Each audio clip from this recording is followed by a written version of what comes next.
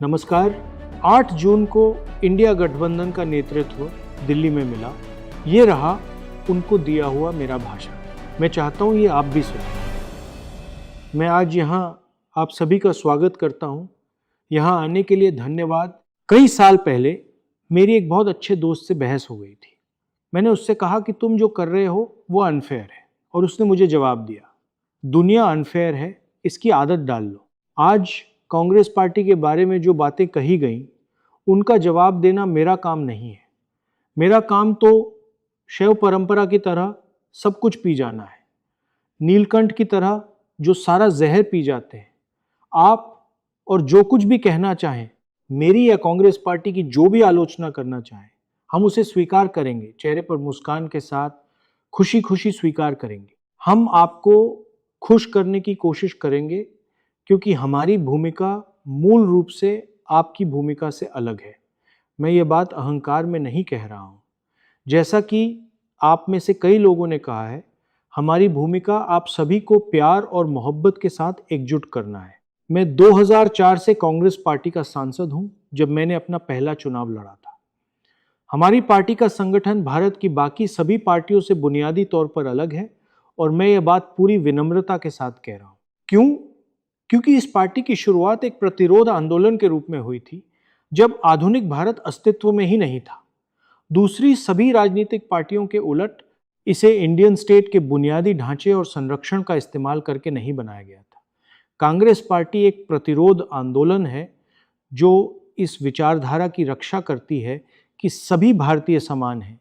हम मूल रूप से आरएसएस की सोच के खिलाफ हैं। बीजेपी या आरएसएस का साथ देने या उनसे समझौता करने से पहले हम मर जाना पसंद करेंगे। कांग्रेस पार्टी में ही मर जाएंगे। ऐसा करने के लिए आपको हमारे सिर काटने होंगे। मैं इस देश में ऐसे लाखों कांग्रेस कार्यकर्ताओं को जानता हूं जो कहेंगे, हमारे सिर काट दो, लेकिन हम आरएसएस के सामने नहीं झुकेंगे। मुझे ये कहते हुए अफसोस हो रहा है कि इस ग्रुप में एक कन्फ्यूज़न है। कन्फ्यूज़न ये है कि आप यानी एसपी, टीएमसी, आरजेडी ये मानते हैं कि जिन राजनीतिक तरीकों का इस्तेमाल आपने अब तक किया है वो आगे भी काम करेंगे। ये तरीके तभी काम करते थे जब इंडियन स्टेट ने उन्हें काम करने के लिए निष्पक्ष माहौल दिया था। वो माहौल अब नहीं रहा। देश की संस्थाओं पर बीजेपी का कंट्रोल है, लीगल सिस्टम पर बीजेपी का कंट्रोल है, ब्यूरोक्रेसी पर बीजेपी का कंट्रोल है। इंटेलिजेंस एजेंसियों पर बीजेपी का कंट्रोल है, यहां तक कि चुनाव आयोग पर भी बीजेपी का कंट्रोल है। टीएमसी में मेरे कई दोस्त थे, उन्हें पक्का यकीन था कि वो चुनाव में जबरदस्त जीत हासिल करेंगे। मैं उनसे कहता रहा, आप ख्याली दुनिया में जी रहे हैं। मैंने देखा है कि क्या होता है। मैंने ये गुजरात, मध्य प्रदेश, छत्तीसगढ़, हरियाणा और महाराष्ट्र में देखा है, और फिर भी आप में से कई लोग अभी भी मानने को तैयार नहीं है। कांग्रेस संघर्ष करने वाली पार्टी है। इसे काम करने के लिए इंडियन स्टेट की निष्पक्षता की जरूरत नहीं है। असल में भारत की संस्थाओं का गला जितना ज्यादा घोंटा जाएगा, कांग्रेस पार्टी संविधान की रक्षा के लिए उतनी ही आक्रामकता से लड़ेगी। हम सभी कांग्रेस पार्टी के आदर्शों को मानते हैं। वो आदर्श क्या हैं? सत्य, अहिंसा और करुणा। यह मुख्य मुद्दा क्या है?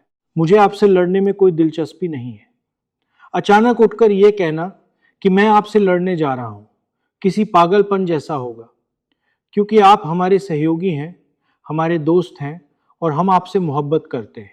कृपया समझें, हमने 2024 का पिछला चुनाव जीता था। हम 2024 का चुनाव हारे नहीं थे। आप पूछते हैं कि नीतीश जी क्यों चले गए, तो इसकी वजह मैं नहीं था, नहीं कांग्रेस थी। और मैं आपको बता दूं कि आने वाले समय में जो कुछ एक तरीके या साधन अब तक काम कर रहे थे, वे भी काम करना बंद कर देंगे, क्योंकि बीजेपी और आरएसएस इंडियन स्टेट पर अपनी पकड़ मजबूत कर रहे हैं। कांग्रेस पार्टी को 100 साल से भी पहले ठीक इसी तरह के फैसले का सामना करना पड़ा था। 1927 से पहले हम एक राजनीतिक संगठन थे। जिस दिन गांधी जी ने कहा कि हमें आज़ादी चाहिए, उसी दिन हम एक प्रतिरोध आंदोलन बन गए। अगर राजनीतिक दल काम नहीं कर पा रहे हैं तो क्या काम करता है? प्रतिरोध काम करता है। प्रतिरोध असरदार होता है। जहां भी हम प्रतिरोध करते हैं, उसका असर दिखता है। मैंने इसे अपनी आंखों से देखा है। मैंने इस देश में 4000 किलोमीटर की पदयात्रा की है। प्रतिरोध काम करता है। आपको किसी राजनीतिक ढांचे की जरूरत नहीं है, आपको ब्यूरोक्रेसी की जरूरत नहीं है, आपको खुफिया एजेंसियों की जरूरत नहीं है। आपको बस प्रतिरोध करने के जज्बे की जरूरत है। यानी मैं प्रतिरोध करूंगा, मैं अन्याय नहीं होने दूंगा, बस बात खत्म। यह एक भावना है, यह कोई संगठन नहीं है, यह सोचने का एक तरीका है और हम चाहें या न चाहें हमें इसी रास्ते पर चलना होगा। सोच बदलनी होगी। अब सोच ये होनी चाहिए, हम आपस में नहीं लड़ेंगे, हम प्रेस को हम पर हमला करने का मौका नहीं देंगे, हम प्रतिरोध करेंगे। आप सोच रहे हैं कि चुनौती अगला चुनाव जीतना है।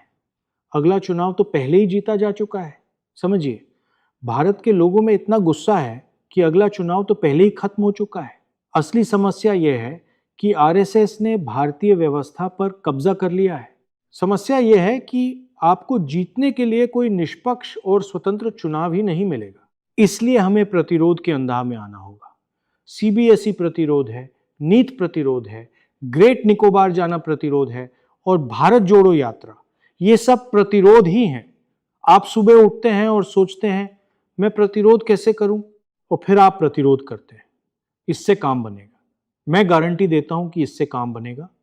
और मेरे नजरिए से मैं किसी भी तरफ से आने वाली आलोचना को स्वीकार करने के लिए पूरी तरह तैयार हूं, क्योंकि मेरे लिए यह एक धार्मिक कर्तव्य है, यह एक आध्यात्मिक कर्तव्य है।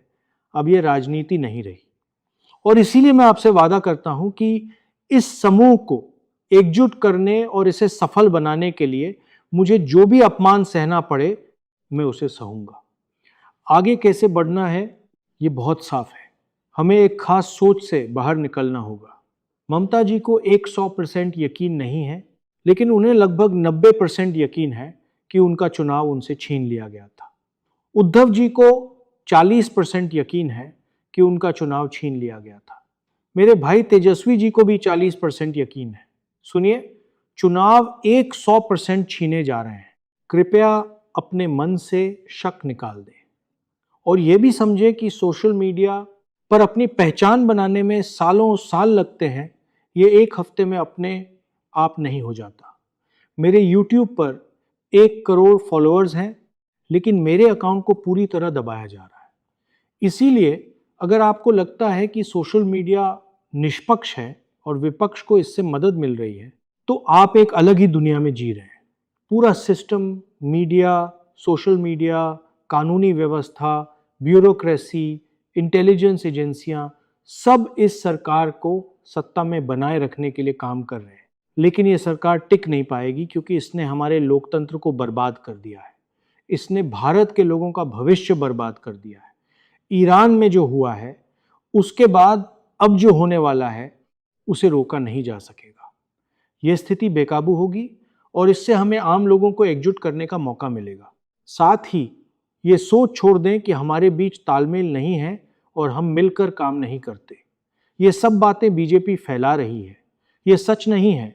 मुझे 100% यकीन है और मैं अभी डीएमके के लिए ये बात कह सकता हूँ, जब भारत की सोच की रक्षा करने की बात आएगी तो इस कमरे में मौजूद हर व्यक्ति साथ खड़ा होगा।